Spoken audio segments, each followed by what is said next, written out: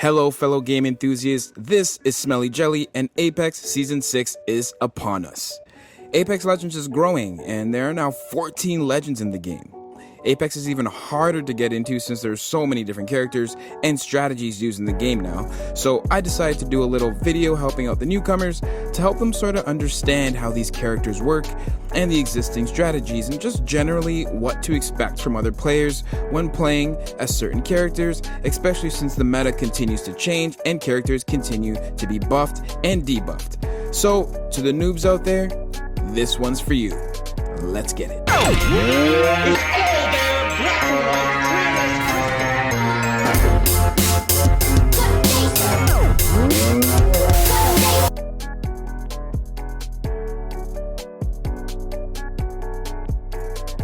So I separated characters into tiers just based on their ease of use. I mean, every character is fairly easy to use.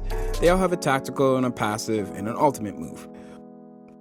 But just in terms of developing strategy or a plan and how easy or difficult it is to do so, or even just how advantageous their abilities are on the spot. The tiers are as follows. Level 1 tier, Caustic, Bangalore, Lifeline, GIBBY, and WRAITH. Level 2 tier, Bloodhound, LOBA, PATHFINDER, REVENANT, and RAMPART. And level 3 tier, WATTSON, Crypto, OCTANE, and MIRAGE. Let's get started. WRAITH. Still the most popular pro character to use in Apex Legends. She feels quick and is small and had the largest win rate of any legend. She's gone through a lot of nerfs though as time has gone on, so she's not in every single team you come across anymore. Her tactical, Into the Void, allows her to go ghost, where enemies can't hit you but they can see a glowing mist of where you're moving. You also can't shoot at enemies but can see where they are. This is often used to get out of conflict if you run into a full team, or if their opponent's impeccable aim scares them off. Expect enemies to use this to flank you, or of course escape when you've hit them and done too much damage. There's a second delay when WRAITH uses this though, so if you see an opponent trying to make an escape, pop out your fastest weapon and down that bastard before they dart off. If they're in your vicinity even, you can follow her mist and finish them off when the ability is used up. Her ultimate is Dimensional Rift. Uses the portal to teleport her and her teammates.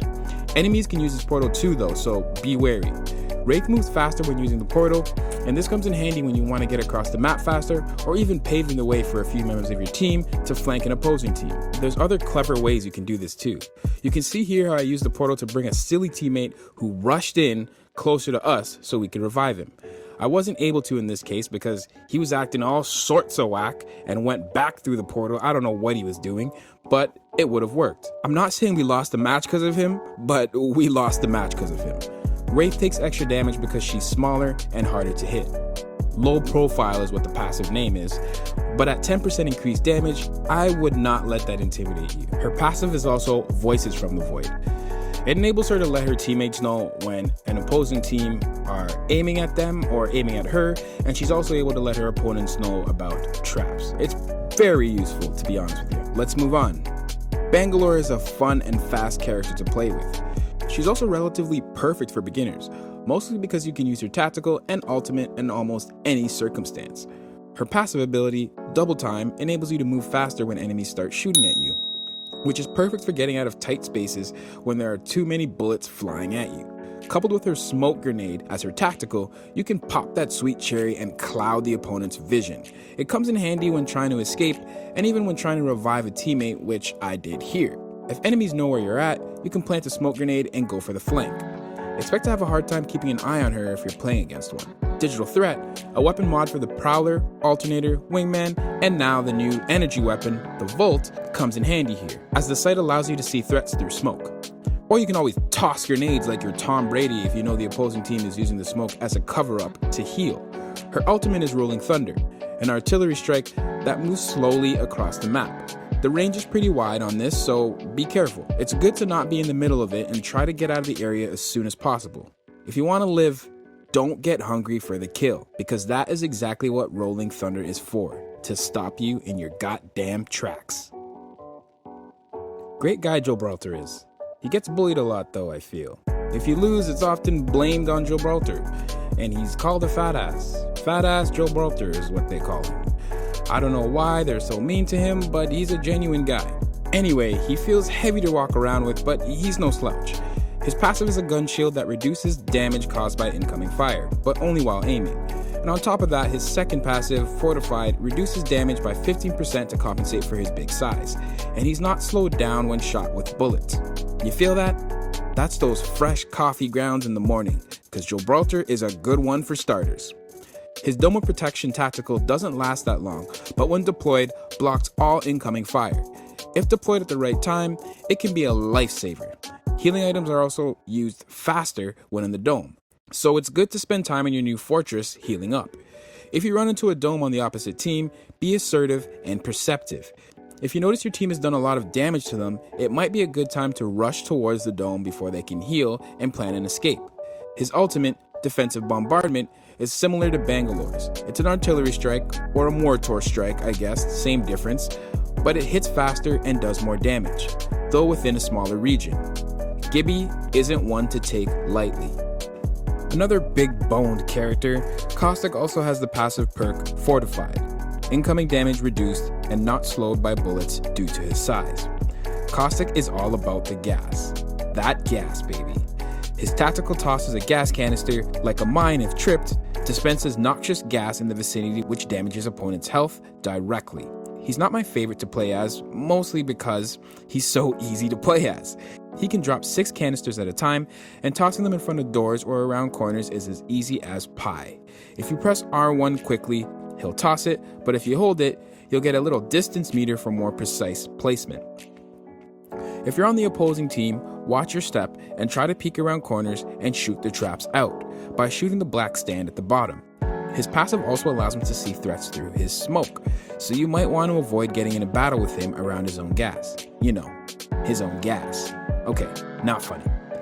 His ultimate is Nox Gas Grenade, which is essentially a grenade, not a mine, that clouds an entire area in gas. The area it covers is a lot wider than the gas traps, so I would stay away from these entirely. Coupled with his ability to see you as a threat through the gas, I would not advise fighting around it. His teammates also won't be slowed by the gas anymore. That's been a buff for him, so it will not be fun for you at all. Caustic is really good for beginners and even any player in general, really, mostly because of his decisive advantage of essentially having a weapon from the start.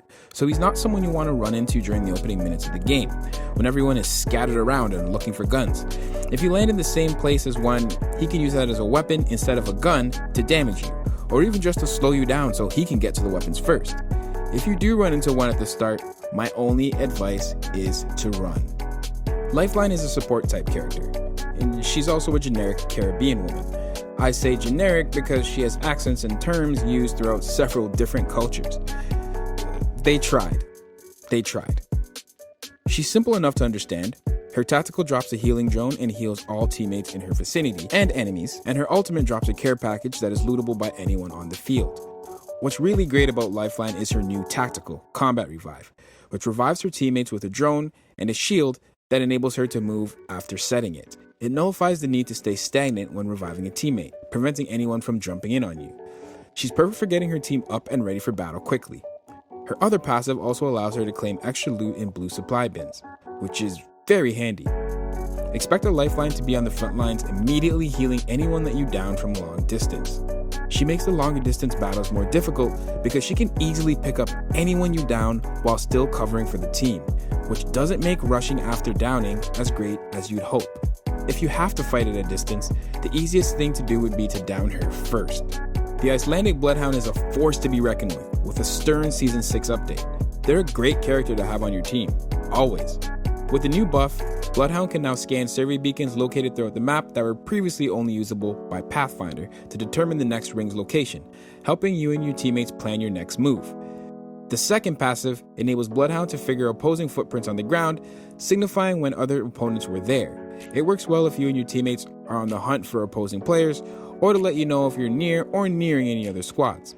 The tactical, Eye the Allfather, enables you to scan enemies in the nearby area. Perfect when entering a new zone or when you and your teammates are held up in a building somewhere and hear nothing but footsteps with no idea what the opposing team is planning. These moments are the scariest moments in Apex Legends. A quick scan is useful to determine where your enemies are and to plan your next attack. The ultimate, Beast of the Hunt, essentially buffs up Bloodhound, granting increased speed as well as highlighting any enemies for easier pillaging. The duration of Beast of the Hunt is extended when Bloodhound scores a knockdown or a kill. The huge Season 6 buff has the Eye of the Allfather significantly reduce its cooldown while using Beast of the Hunt, which is incredibly useful to say the least.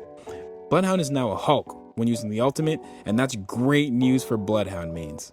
When players use the ultimate, it makes a large beaming type sound, I don't know what it is, as well as a Bloodhound quip.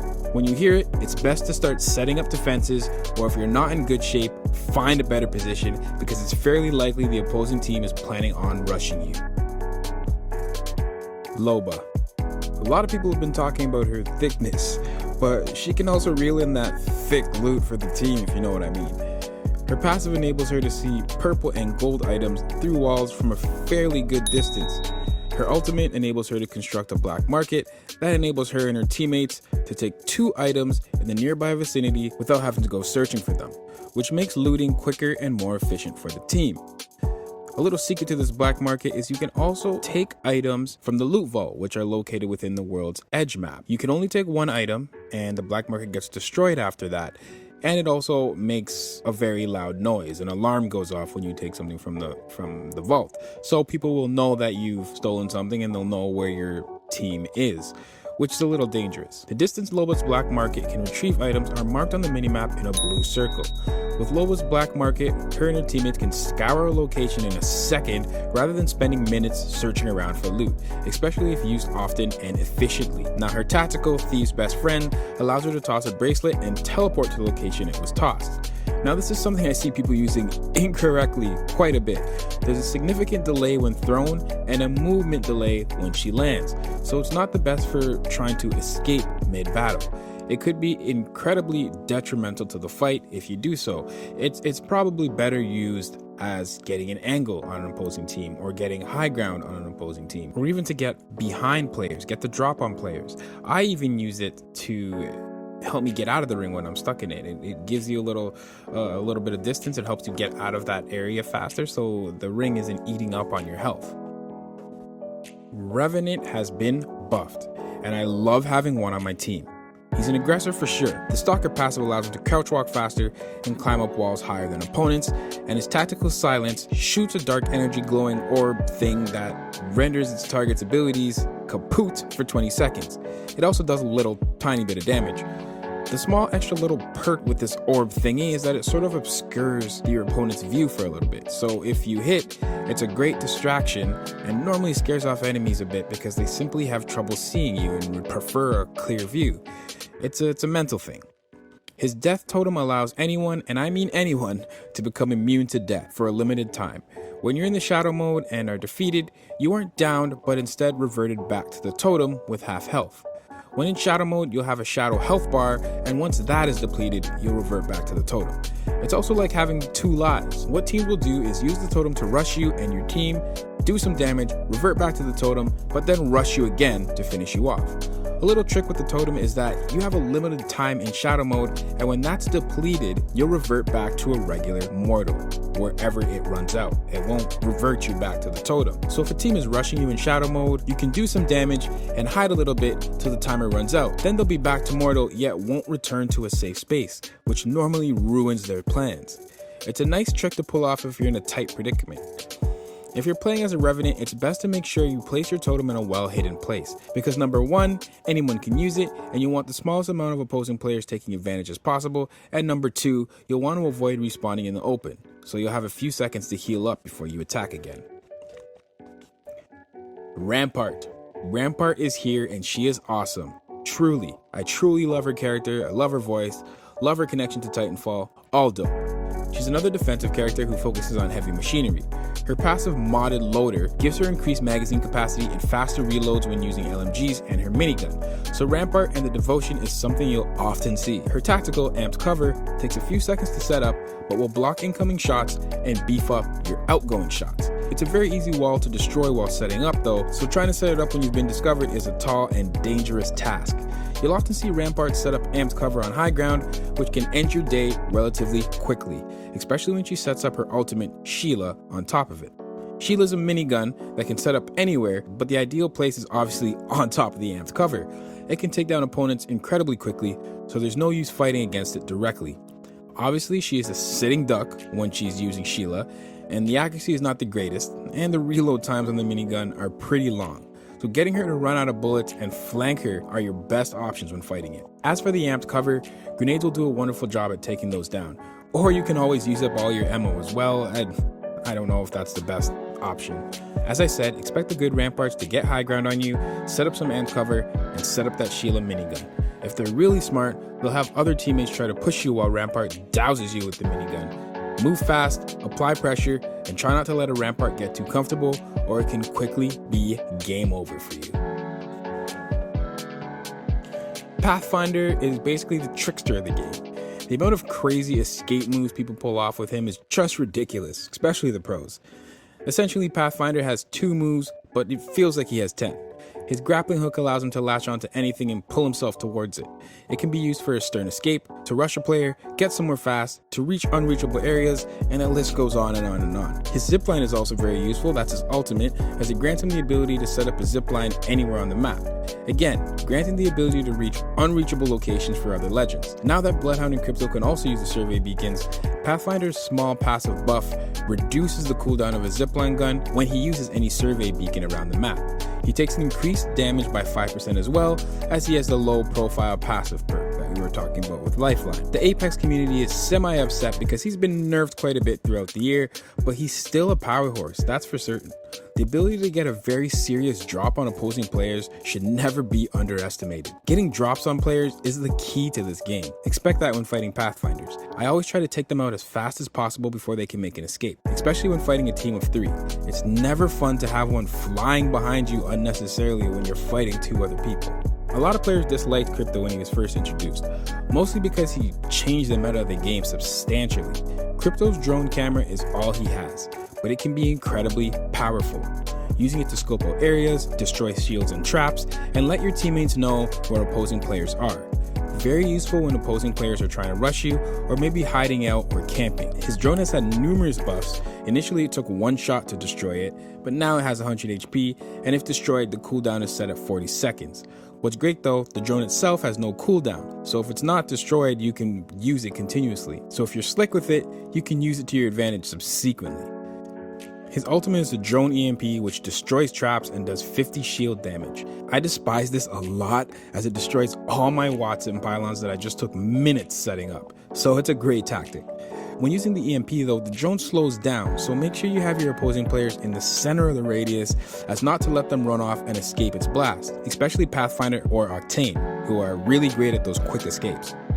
Expect drones to fly into your vicinity using the EMP at a quick pace, as players love to use that and then rush your team soon after. And if you couple that with Revenant's death totem, it could get hellish. If the drone is about to drop that EMP on you, try to destroy it, set up a defense, or be ready to recover your shields as fast as you possibly can. Listen out for the drone as well, as it's incredibly loud, so you'll have time to prepare yourself for an escape.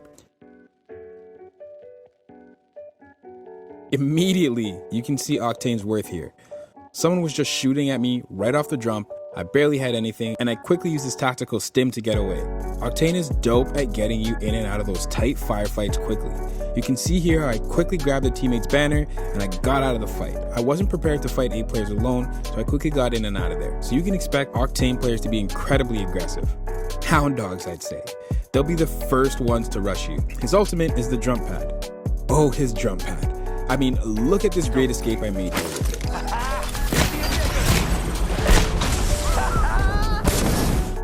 It's incredibly beneficial to the team as well, helping teammates move around the map faster and even get closer to you and away from the firefight if they get downed, has saved my life on so many numerous occasions. His passive Swift Mend also slowly regenerates his health. OCTANE is a lovable character and a very popular one. A lot of people want him buffed, but I still think he's very fun to use. Bamboozled. Mirage is incredibly funny. I feel like playing as him just to hear his quips sometimes.